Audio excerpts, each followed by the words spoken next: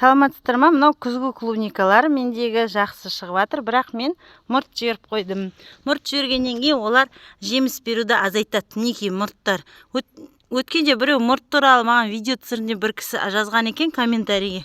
Соған енді қолым босап жатыр. Ол мына нені жаңағы мұртты қалай не істейміз? Мұрт деген осылай келеді ғой, оңай. Мынадай басы келе жатқан кезде кішкене бір немен көтеріп затпен топырағын соған бүйтіп бастырып жіберуіңіз керексіздер. Сосын су келіп тұру керек. Көбісі бүйтіп толайым суарады да, мұрттарға проблема болмайды. Олар өздері тамырланып кетеді. А менде капельный полив болғандықтан мына жерлерге су бармайды. Сондықтан бұны лейкімен құю керек болады. Міне мына клубника да беріп тұр. Мұрт та берді. Мен міне мұртын жерге қарай жабыстырып едім. Содан ол жерден тамырланып жатыр міне. Енді міне мына басы тұр. Бұның да мінекей тамыры келатыр. Міне көріп тұрсыздар ғой, мен фокус алып тұрма камера. Міне астында бір тамыры шығып тұр. Бір тамыры. Сол жерге басу үшін мынадай жерді бүйтіп ашып, міне мынау ылғал жер, соған мынаны шамалы бүйтіп жабыстырып көмесіздер. Сосын су құйып тұрасыздар лейкімен. А егер де бұлай толайым суарылатын жер болса, онда ешқандай проблема жоқ, осы тамырланып кетеді. А мынаны сөйтіп тоже түбін бүйтіп көміп, бүйтіп қысып бастырғанмын. Содан бұл тамырланып жатыр. Мына жерде тамырланып кеткеннен кейін мынаны қиып, мынаны алып басқа жерге көшіруіңізге болады. Мына кішкентайда мінекей жеміс беріп жатыр. Дәл солай мыналарға да жасағанмын. Мынаны да топырағы қопарылған көрдіңіздер ғой. Мына жерге апарып басқанмын ғой. Мынау осы жерге тамырланады. Айтпесе сосын мынаумен де бастырып қойғам. Желпілдеп мынау мұрт тамырландырмайды, бүйтіп ұшып тұрады былай бостан босқа. Сондықтан бүйтіп бастырып қойғаныңыз жақсы.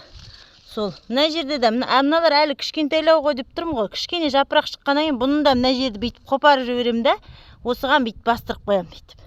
Бүгін жаңбыр жауады деп тұр, осы жаңбырмен осылар жабысып кетеді. Міне мыналарды да солай. Мына жерді міне жабыстырғам. Қазір мен ашып көрсетсем, уже тамырланып жатқанын көресіздер. Сол. Так, мына жерде қалай? Міне, мынада да солай. Мен мынаны босқа желпілдемесін деп, мынау жемісті беріп жатыр, үлгеріп. Теріпті жатыр, міне мыналар қызарып жатыр ғой. Мынаның да мұрты міне келатыр. Бұның да желпілдемесін деп, мына капельный поливтің астынан өткізгем. Сосын мына жерге жерге бастырып жібергенмін. Сол міне уже жерге ілініп, міне алынбайды уже жерден. А мынау әлі желкілдеп тұр. Осы жерден, келіп тұрған жерден, елмаса былайырақ мына капельный поливтен су барады десем, не арам шөпті жұлып тастап, соның орнына істеуге болады. Бұл жұлына қоймайды оңайлықпен. Міне, қаншама арам шөп орын алып тұр. Міне соның орнына, мына жерге мынаны бит басып кетсеңіз, бірақ көзін жауып тастамау керексіз, көзін жаса тамырланбайды. Сол жерге тамырланып қалады. Мынаны да сөйткем. Енді мына мұртты былай қарай тартып, мына капельный поливтің суының қасына істеу керек бұны. Олар көбінесе арққа қарай тарта береді. Әлі мынау гүлдеп жатыр. Сентябрьдің ортасы болды ғой. Бұл менде альбион ғой ремонтантный. Гүлдей береді бұл. Бере береді. Бірақ әлгі мұртты жібергеннен кейін ол өзі түсінеді. Мұрт жіберу керек, гүлді азайту керек деп. Міне гүлдеп әлі не беріп жатыр. А бірақ уже сентябрьдің аяғында минус деп тұр ғой біздің Ақтөбеде. Мынау да мен жерге бастырғам, міне алынбайды жерден. Жерге тамырланып кеткен. Сол, оны қазып көрсетейін десем, босқа тамырын не істеймін ғой, зақымдаймын ғой. Мынау жауып қойғаным, бүйтіп шыққан нелер сауысқандар шоқып, енді келатқанды маза бермейді. Болмаса міне мына тамырды да мен мына жерге жабыстырыппын. Мына көшетті. Міне жабысып қалған. Мынау екінші несі келеді. Мына мұрттың. Мынадайды бірінші баласы деп айтады, соны мықты болады деп айтады, екіншілеріне қарағанды. Бірақ енді бәрі де бере-береді ғой. Міне мына мұртты да мынаған ілген екенмін. Соған да арнайлап шығу керек өзі уақыт бөліп. Мынаған ілгенмін да бүйтіп басып. Мына жерге бастырғам. Енді міне мынаны тартсаңыз тартылмайды. Мынау тамырымен осы жерге жабысып жатыр. Міне мынау келатыр. Міне мынау келатыр. Сол, мына көшетті де солай міне кетіп барады. Мыналарды төменге жібермей былай қарай бүйтіп қоймасам, бұған да кешке демек шығу керек келесі мұрттарға. Мына жауып қойғаным сол нелер шығып жатыр, жақсы қызарып жатыр бұлар. Жақсы қызарғасын аламын ғой десем, нелер құстар менен біріншіге бақып кетіп жатады ғой. Мынау да мұрт мінекей. Мынадан шыққан мұрт. Соны осы жерге бастырғанмын. Міне тағы да мұрт. Мынаны бастырған екем, жұлып алып жатырмын ғой. Міне тамырланып жатыр, көріп тұрсыздар ма? Ақ кішкентай тамыры. Бұл оңай не ғой, жақсы не істейтін, тек бұғанда ұқып тұрап қарап отыру керек. Осыны осылай жерге көміп, мына жерге суландырып қойсаңыз, егер су болмай құрғақ болса, жаңа мұрт өліп қалады сол жерде. Жаңа шығып келе жатқан екі ақ мұрт сол жерінен қарайып, өзі кеуіп кетеді. Сондықтан ылғал керек. Мынау жерде ылғал жоқ. Мынаған арнайы лейкімен келіп су құю керек. Капельный поливтікі бармайды оған. Мынаған барып тұрған ғосын көмгенмін, жабысыпты жерге. Жапырағы тамырланып жатқан көрініп тұр. Енді келесісі. Осы мынанікі ау деймін. Ал мынау қайсыныкі? Көрді, бір-бірінің мұрттары бір-бірімен шатасып жатыр. Міне мынау бұрт келеді. Мынау негізі мынанікі емес, мынанікі екен. Мынадан келіп тұр жақылап. Мен былай қарай тістағанмын ғой, әйтпесе бүйтіп атысқа қарай түсіп кетеді ол. Сол.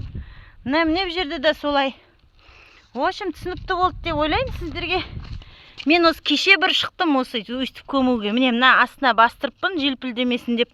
Мынанікін мына жерге көміппін. Содан ол осы жерге тамырланады. Әлі тамырланып жүрмін. Міне тамырланып жатыр. Көрдіңіздер ме? Ақ тамыр. Мен жаңа жұлып алып жатырмын тартып. Жұлмау керек бұл. Мына ылғалда тамырлану керек осы жерде. Бұған арнайы перчатка киіп қалақпен шықпасаң, тырнағың ішінің бәріне кіріп кетеді. Топырақтар міне. Мынада да солай. Тамырланып жатыр, су тамырлансын деп мына қарай бастырып қойған. Мына келесі басы уже мына жерде тамырланып жатыр. Тартсаң алынбайды, тартуға болмайды. Мен ол мынанікі ғой, мына клубниканікі. Міне гүлдеп жеміс беріп жатыр. Альбионға кінә жоқ. Альбион деген жақсы сорт екен, байғұс әлі беріп жатыр. Италиядан әкелген еңбегімді қайтарды бұл альбион. Тек әлі өзімнің білмей қалған жерлерім болды, саз жерге егіліп қалып. Көңді молырақ араластыру керек екем жерге. Енді бұның күзгі күтімі, мына беріп жатқаны балшық болады. Күзгі күтімі бұған биогумус берейін деп жатырмын. Биогумустарым дайын. Мінекей беріп жатыр. Сосын қатты уламай да тұрмын. Негізі бір улап жүру керек жапырағын жаңағы. Насекомдардың нелері, кішкентай жәндіктердің балалары қалып қоймас үшін келесі көктемге дейін. Күзде бір улап алғанда дұрыс. Жұлып алайын. Сосын жауып тастағаным. Мына жерде де мына мұрттым жерге жастырып қойыппын. Қазір міне сол мұрттың сезоны ғой, маған көп адам шығып мұрт пеш деп сұрап жатыр. Мен өзімнің мұртым енді дайындалып жатыр. Бұлар енді маған сатуға келмейді. Өзіме алып қалам, себебі өзіме жетпей жатыр. Мына мұрт мына жерде. Ол енді мынадай бала береді. Өткенде мен саз жерге көп жаңбырды саз жерді ұнатпайды екен. Қылпынай. Содан түптерін шіртіп алып, кейбір мынадай өлтіріп алған клубникаларым болды. Тамырлары шіріп кетеді екен. Сондайларға жаңағы көшеттерді егу керекпін. Сонымен орын толтырып жіберемін. Оған жаңағы бір шірігеннен кейін ол шіру дегенге оңай қарауға болмайды. Онымен күресу керек екен. Себебі ол деген бір не істеген зат, ол мықты у болмаса шіріп кетеді екен. Міне мынада да мынаны не істеппін, мынада да істеппін. Жаңа тамырдың қара шірігі деген ол айтуға, ауызға оңай болғанмен ол үлкен ауру екен. Ол бір шірік түсті ма, сол клубниканы өлтіреді екен. Демек мен мысалы мына клубникаларым келесі жылы сол күні жаңбырдың көптігінен шірік түскен болар осыларға да. Жай уладым ғой, енді жеміс беріп тұрғасын қатты улай алмай. Әлі гүлдеп жатыр. Әлі беріп жатыр мінекей. Қатты улай алмадым ғой. Сондықтан ол шірік қалып қойса, келесі жылы тағы да бұлар менде қурап қалуы мүмкін. Сол себепті мен көшеттерді көп алып қалу керекпін өзіме. Қара шірікпен күресудің амалы мынандай жеміс бермей тұрғанда мықты улар бар. Қара шірікке арналған профилактика деген сөзді клубникада жақсы қолданған дұрыс. Мына қарапайым халықтың егіп жүрген осы местный клубникалары, олар живы-чылы, олар анау-мынауға ауырмайды. Мыналар менде селекционный сорттар ғой, неден әкелген жаңағы Европадан. Үлкен беретін, мол беретін, дәу беретін сорттар. Сондықтан бұлардың күтімі де біздің местный клубникаларға қарағанда нелеу, шамалы, қиындау. Жақсы күтім жасасаң, жақсы береді. Жақсы күтім жасамай, профилактикасын жасамаса, профилактикалық дәрілерін міндетті түрде жасау керек. Мен қазір аттарын астына жазып қоярмын. Осы ненің. Сондай немен улап сөйту керек біз сол кезде. Сол кезде жаңағыдай қара шірік деген болмайды. Міне мұрттар да беріп жатыр. Мына жерде мінекей қараңыздар, дәу клубникалар береді. Үлкен. Мынаны енді мен мынадай сеткімен жауып қоймасам, әлгі құстар маза бермейді ғой, жеп қояды. Өстіп кішкентай қызарғаннан бастап-ақ шоқып дымын қалдырмайды ғой. Мен қайтып келіп тергенше ештеңе де қалмайды. Анау жақта биогумусым жатыр. Соған әлі де бір машинадай не әкеліп, таза свежий навоз әкеліп, тезегін малдың, сиырдың, жылқының жақсы көреді. Сол ана жерге тастап, биогумусымды көбейту керекпін. Соны күзде осы биогумус салу керек. Осылардың астына түбіне салып шығу керекпін. Қопсытып, и суперфосфат или монофосфат калий соларды беру керекпіз. Суперфосфат жақсы, фосфор керек, в общем, күзде өсімдікке фосфор керек. Сол фосфорды бір беріп жіберу керекпін. Әлі октябрьге дейін шамалы жылылар бар шығар, соған үлгеріп. Мен осы қазір тез бір жерге кетіп батып, тез түсіріп жатқан видеом ғой. Міне, мына жердегілерді мен көріп тұрмын. Енді көргенімді бірден жауып кету керекпін. Көрмегендерім қаншама, соны ана құстар мен қайтып келгенше жоқ қылады. Ана жерде де не үлкен болып тұр. Мына жерде де тұр сары болып. Осыны көріп қалады олар. Сауысқан, қарға дегендер бізден тез қозғалатын нелер ғой. Мен қайтып келгенше түгін қалдырмайды ғой. Осыны жауып қоятыным сол. Абылай қайта жаба беруге де болмайды. Себебі не жеп лақтырып кеткен мына желе. Сен мынадай гүлдеп тұр ғой, а гүлді тозаңдандырады жаңағы нелер келіп. Ара, шыбын, шіркей. А мен жауып тастасам тозаңдандыра алмай қалады. Сондықтан мен ашып қоям. Ашсам мынадай басталған құстар келіп жейді. Сондықтан жалпы клубниканың несі бизнес бағытында өсірем десеңіз, теплицаңыз болған дұрыс. Теплица болғанда туннель түрі, не отапливаемый. Отопление керек емес. Может, юг жақтарға керек шығар. Сонда олар қыста саталады. Ал біздің Ақтөбенің қыстары ауыр болады.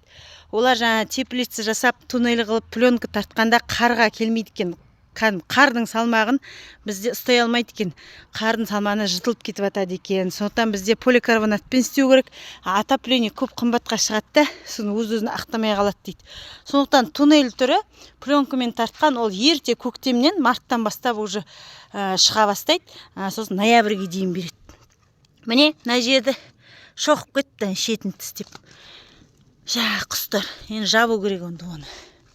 Сол жаңа та бір жерде бір үлкен клубника көрмедім ғой. Сондай көргендей жауып кетпесем, еле бір ерінбей бәрін жабу керек. Жаңа бәрін жапқанда гүлдерді уайымдаймын. Әзір жұлып алуға мынау ақ нашаты балды нелер құстарға бәрібір. Олар піскен шетін тістеп жеп кетеді, кеміріп. Сол, тағы да сұрақтарыңыз болса жазыңыздар. Мен описаниеге әлгі улайтын олардың атын қалдырайын, сосын жаңа нелерін беретін. Суперфосфатта соларды. Биогумусты тағы бірде бөлек видео қылып түсірерім. Менде бар каналымда биогумустың не екені. Ол жаңа әлгі құрттар, калифорнийский черви, жауын құрттар арқылы өңделген көң ғой. Ол ана жақты жатыр. Оған менде каналымда видео бар. Тағы да түсірерім. Жақсы, сау болыңыздар. Сұрақтарыңыз болса қойыңыздар. Мұрттар туралы. Мұрттар мен түсіндірдім деп ойлаймын. Оңай ғой мұрттарды көбейту. Тек ерінбейтін адам болу керек. Көбейіп жатыр өзіне өзі. Міне көбейіп жатыр. Мынау жаңа үлкендерім жинап жатқан. Сол жақсы ғой. Мынадай клубника берсе жақсы ғой. Бәрімізге. Менен клубника в шоколадеге көп сұрайды осыны.